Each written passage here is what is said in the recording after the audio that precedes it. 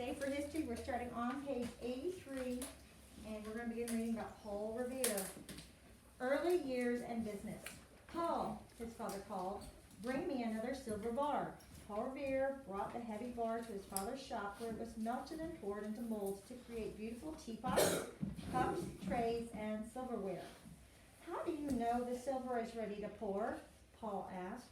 He wanted to learn all he could so that someday he could be a silversmith like his father. Turn the page. Paul Revere's father had come to America from France, gotten married, and opened a silversmith shop in Boston, Massachusetts. Mr. Revere sent Paul to school when he was young, but not for long. Most boys attended school long enough to learn to read and write.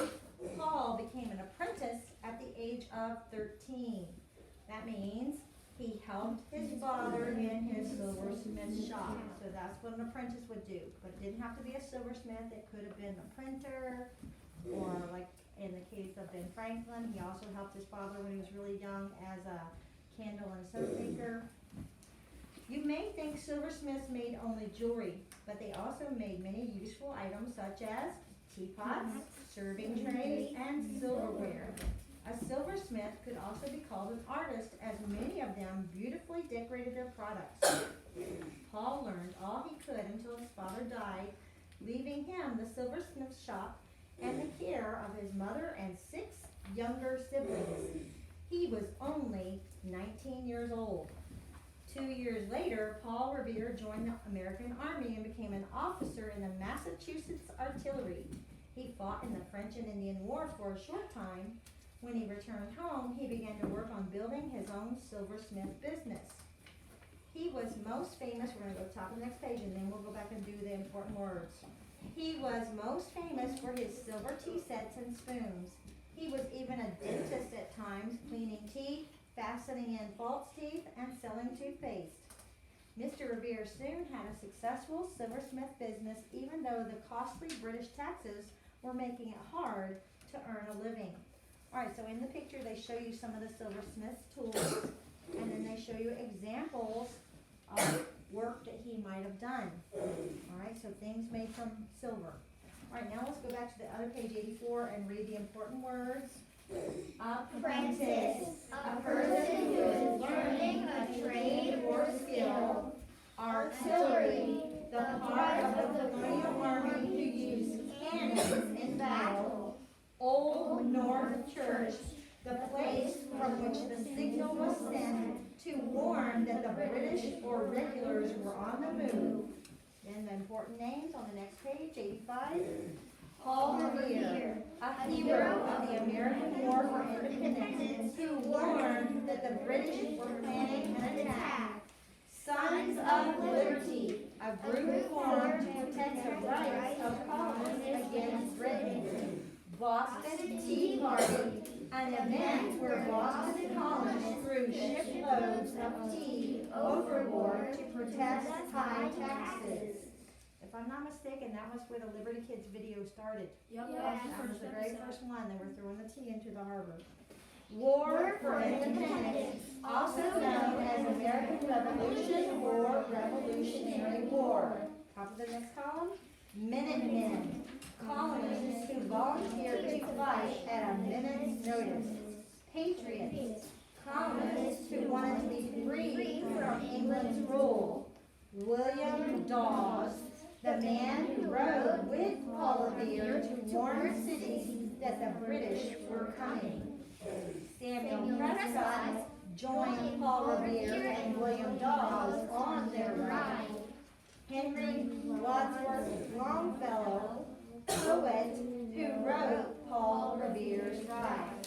So this famous time in history is now a big, long poem written by Henry Wadsworth Longfellow. Alright, modern marvels. This really doesn't have to do with Paul Revere, except it's going to talk about some of the things that they said sometimes he was like a dentist, didn't it? Alright, so although many people enjoy sweets, unfortunately they are not good for our teeth. Even in ancient times, people had cavities and other tooth problems. Early dentists would fill cavities with beeswax, fabric, and even jewels. For hundreds of years, people would go to the local barber to get their teeth pulled. That wasn't such a pleasant experience. During the time of Paul Revere, the rich indulged in all kinds of sweets, and sugar became more available to common people. The beginnings of dentistry in America came in the 1630s when the Massachusetts Bay Colony was settled. John Baker, one of the first dentists in the colonies, taught Paul Revere how to replace rotting teeth. In colonial days, it was common for silversmiths and goldsmiths to become dentists. They used their skills as craftsmen to create replacement teeth out of walrus and elephant tusks or animal teeth. The new teeth could be attached with gold wire or silk threads. When Mr. Revere pulled a patient's tooth, it was very painful because medicines to deaden pain had not been invented yet. Painless dentistry with the help of medication did not happen until much later in modern dentistry. Today, if you need to have a tooth pulled, you do not have to worry about pain because there are gases and medicines to either put you to sleep or take away pain. There are more dentists today than there were during Paul Revere's time, and people don't need to go to the local barber or blacksmith to have their teeth painfully removed or repaired. Most Americans can now afford to have their teeth replaced with artificial teeth made from hardened rubber. In modern times, there are many helpful things we can do to care for our teeth. We can brush our teeth with toothpaste, floss them to keep cavities away, and use mouthwash to get rid of bacteria. All right, and that's where we'll stop today. All right, open up your Math Skills. Math Skills 8. All right, and we are going to be looking specifically at Pennsylvania, one of our New England states. Let's just say our New England states really quickly. Northeast region, Northeast region. Maine, New Hampshire, Vermont, Massachusetts, Rhode Island, Connecticut, New York, New Jersey, Pennsylvania, Maryland. Please wait till I point. You're trying to say them before I even point to them. I'm going to start skipping all around because you were doing that. All right, so if you look, they've taken Pennsylvania and they've made it big on the map. They show you what it is on the map, and then they've blown it up bigger, and that's the one you're going to be looking at. So that yellow piece of Pennsylvania to answer these questions. Is Pittsburgh north or south of Erie? So you need to find Erie. And then which way would you go to get to Pittsburgh? South. South. So right south. And you can copy the word south from the question because it says, is Pittsburgh north or south of Erie? If you're in Erie, you would go down, which is south. Erie is up here. And you would have to go down. Pittsburgh was down here. All right, number 2, which city is closest to the Allegheny River? So you need to look at those rivers and find the one that's called the Allegheny River. What city is on that river? Pittsburgh. All right, but no more blurting out, okay? Pittsburgh, so just copy the word Pittsburgh. It was in question number 1. Look at question number 1 and copy the word Pittsburgh at number 2.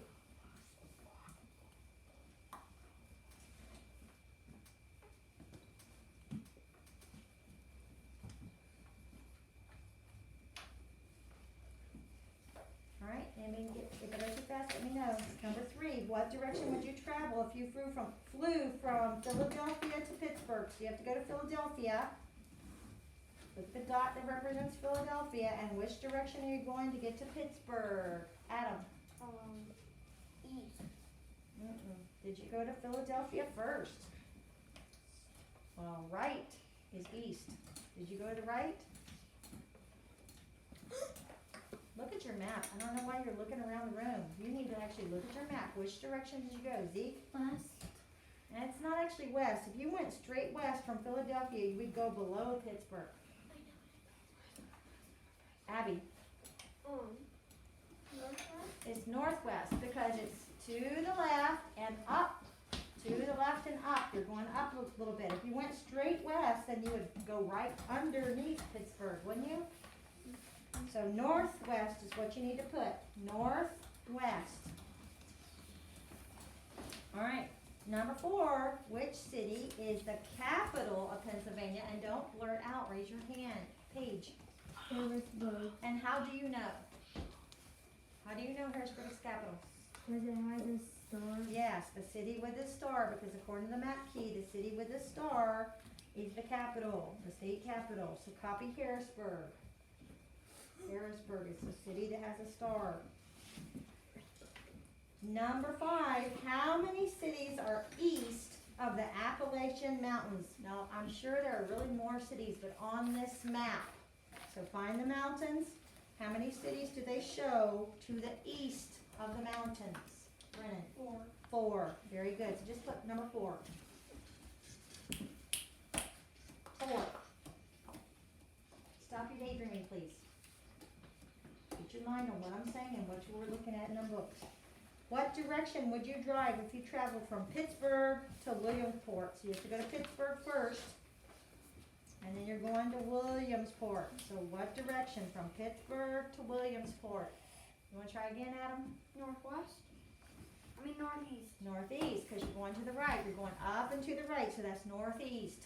Up and to the right is northeast. And that's it. That's the last thing you have to write.